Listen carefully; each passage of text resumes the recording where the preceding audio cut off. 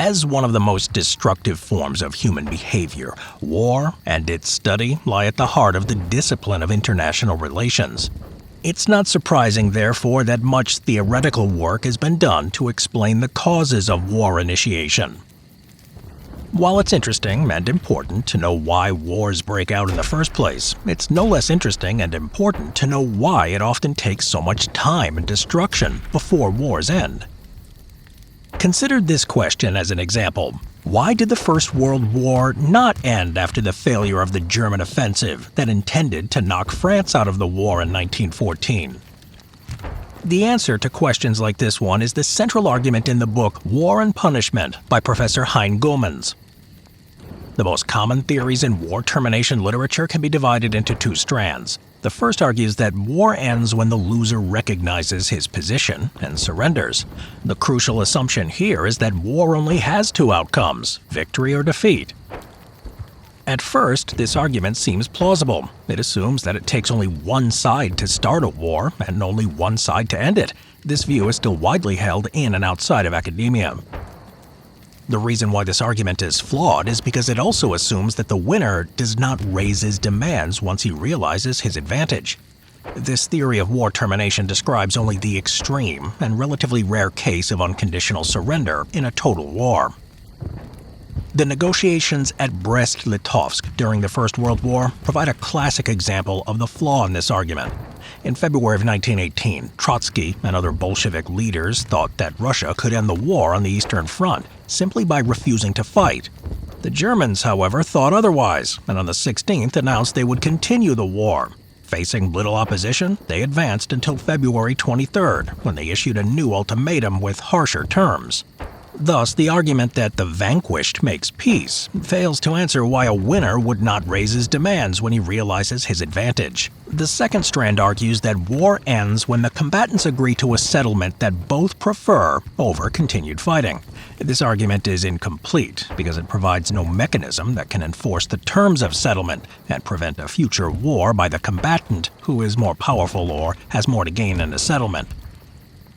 A historical example serves to illustrate the problem. When Germany demanded the Sudetenland from Czechoslovakia in the 1938 Munich Agreement, the Germans promised that this would be their last demand. The territory that Czechoslovakia ceded contained vital defense works along the border. The ensuing shift in relative power not only made it easier to invade the rest of Czechoslovakia in 1939, it also made it easier to deploy more troops against France in 1940. The theory in War and Punishment explains not only how wars end, but also why combatants prefer to continue a war, even when they're pessimistic about the outcome. The reasons indirectly point to the causes of war initiation. War breaks out because one side demands more than the other is willing to concede. Therefore, for a war to end, the minimum demands of both sides must be compatible to allow the creation of a bargaining space. The mechanism that creates the bargaining space is information. Information that is private in peace becomes public by the actual fighting on the battlefield. Events on the battlefield give combatants the most direct information to estimate their strength, resolve, and costs of war. In turn, this makes the combatants to adjust their war aims and minimum terms of settlement. Sometimes this reevaluation happens because of an unexpected resistance, shifts in alliances, or the emergence of unforeseen constraints, like international pressures or economic collapse. But the existence of a bargaining space doesn't imply that a ceasefire will be immediate. Both sides may continue fighting for a while to get the best possible terms and collect more information about their relative strength, resolve, and the costs of war. The decision to stop fighting is influenced by the anticipated domestic consequences of the terms of the settlement, and the consequences depend on the regime type of each country. In each type, the leaders formulate their war aims depending on the punishments they'll have to suffer in case of defeat. There are three distinctive regime types. The first one is the typical democracy, a regime that doesn't employ repression and doesn't exclude a significant portion of the population from access to power. Such regimes are likely to lose power even if they lose the war moderately, but this might not be so bad if the ruling party can win subsequent elections in the future.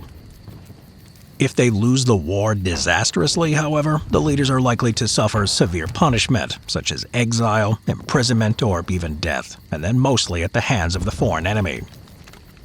Repressive and exclusionary regimes basically consist of one group of people ruling at the expense of all others.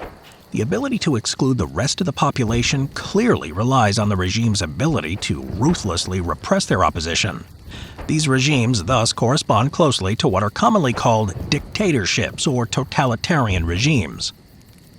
Such regimes are unlikely to lose power if they lose the war on moderate terms, because they can use their repressive apparatus to suppress attempts to remove them from power. If they lose disastrously, they can expect not only to lose power, but to suffer severe punishment, just like non-repressive regimes. Semi-repressive and moderately exclusionary regimes consist of one large group or several groups competing for power and influence. Repression in these regimes takes the form of occasional incarceration, blackmail, bureaucratic obstructionism, and control over information. Potential members of the opposition can also be bought through bribery. Such regimes roughly correspond to what's known as mixed authoritarian or oligarchic regimes. Semi-repressive regimes live in the worst of both worlds. If they lose a war, they likely lose power too, and by losing power they face a similar likelihood of severe punishment, whether they lose moderately or disastrously. As a result, settlement on losing terms forces such regimes and leaders to double down and gamble for resurrection. This so-called gamble for resurrection can be based on the development of new weapons, plans for new offensives, or other variables such as luck or the entry of an allied country in the war. Fear of punishment also makes semi-repressive regimes increase their war aims and formulate terms of settlement that will allow them to bribe the domestic opposition and reward the people for their sacrifices. When German, French, Austro-Hungarian, Russian, and British troops rushed off to war in the summer of 1914, all thought they would be home by Christmas. How could all of them been so wrong? War termination theory can help us understand how the participants of World War I reacted to favorable and unfavorable new information. Moreover, those participants include regimes from at least two of the three regime types. Russia's Tsarist regime qualifies as a semi-repressive regime because it clearly excluded the majority of the population from access to power, but lacked the ability to repress a revolution in case of defeat. Although Russia's historical record of World War I is far less complete than the other main belligerents, it's fairly obvious that many of Russia's leaders were extremely poor learners. In the face of sometimes overwhelming evidence, they refused to learn the lessons of the war and stuck to inappropriate strategies and tactics. Credible evidence shows us that as early as 1915, the leadership calculated they would not be able to repress an attempted revolution if the war ended in even a moderate defeat. Russia's enormous losses brought increasing pressures for domestic political reform. Given their fears about imminent domestic unrest, the Council of Ministers reluctantly explored their options. The ministers concluded that either the domestic opposition would have to be bought off with some form of parliamentary government, or there would have to be a dictatorship that would ruthlessly repress the unrest. By 1916, the writing was on the wall there for all to see. More and more people, including several Grand Dukes, warned Tsar Nicholas II about the dangers to his crown, but the latter continued to oppose any significant reform. The majority of ministers were also pessimistic of the regime's ability to institute an effective military dictatorship. This left the regime with the only remaining alternative: war aims formulated to buy off the domestic opposition. One of Russia's most important war aims was the conquest of Constantinople. That would fulfill age-old dreams. Russia would finally return the Orthodox cross to Tsargrad, as they called Constantinople, and gain control of the strategic Turkish Straits. From early on in the war, many voices called for the fulfillment of the old Byzantine dream, whereby Russia would take control over the cradle of the Orthodox faith. Even Maurice Paleologue, who served as French ambassador to the Russian Empire during the war and was himself a supporter of Russian ideology, agreed with the plan. This war will have no meaning for us unless it brings us Constantinople and the Turkish Straits. Tsargrad must be ours, and ours alone. Our historic mission and our holy duty is to set the cross of the Orthodox faith on the dome of the Hagia Sophia once more. Russia would not be the chosen nation if at long last she did not avenge the age-old wrongs of Christianity. According to Paleolog, these demands were echoed in political, religious, and university circles, and even more in the obscure depths of the Russian conscience. Around the demand for Constantinople, almost all social groups could unite: nationalists, liberals, the poor, and the rich. In summary, we find evidence that Russia's leadership continued the war because settlement on losing terms meant revolution. Moreover, the leadership increased its war aims when they became more pessimistic about the outcome of the war.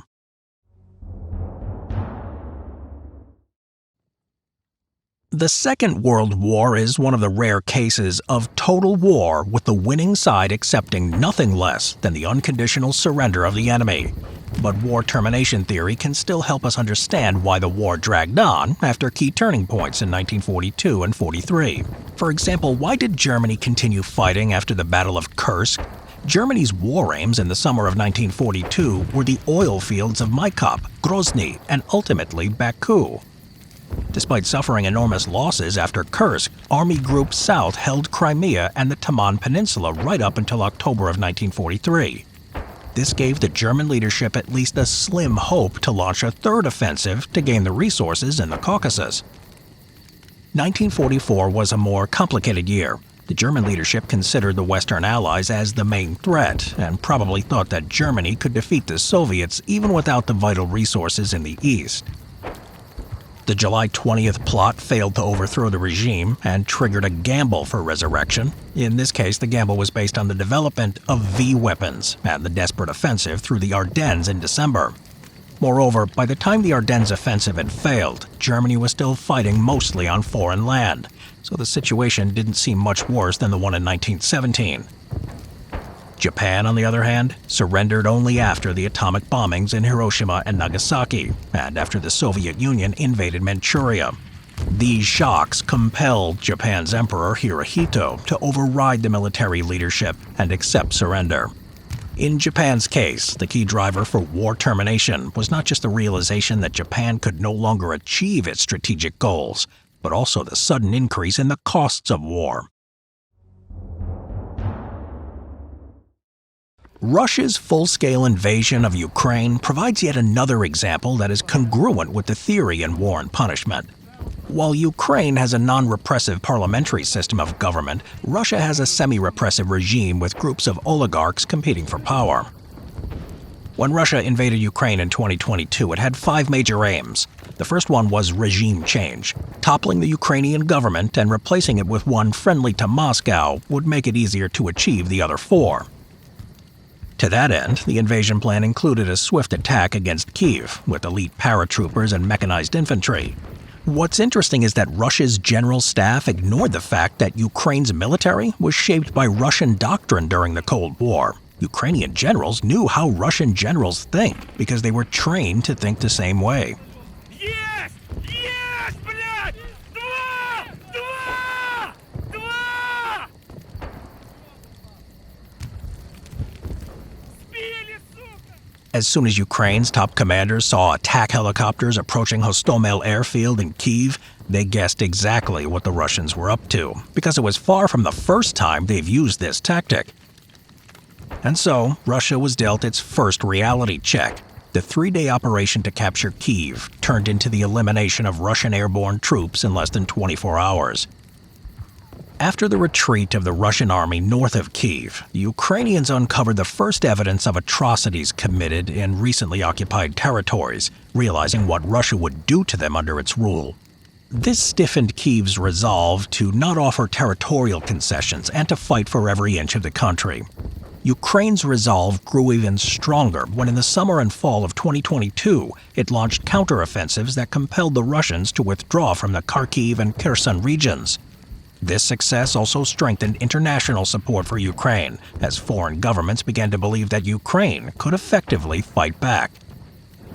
Having received favorable information, Kyiv increased its war aims. The government loudly promised to liberate the people in all occupied territories, including those taken by Russia in 2014, and demanded reparations. The Kremlin reacted to the bad news by ordering a massive mobilization of men and material, hoping to improve the war trajectory.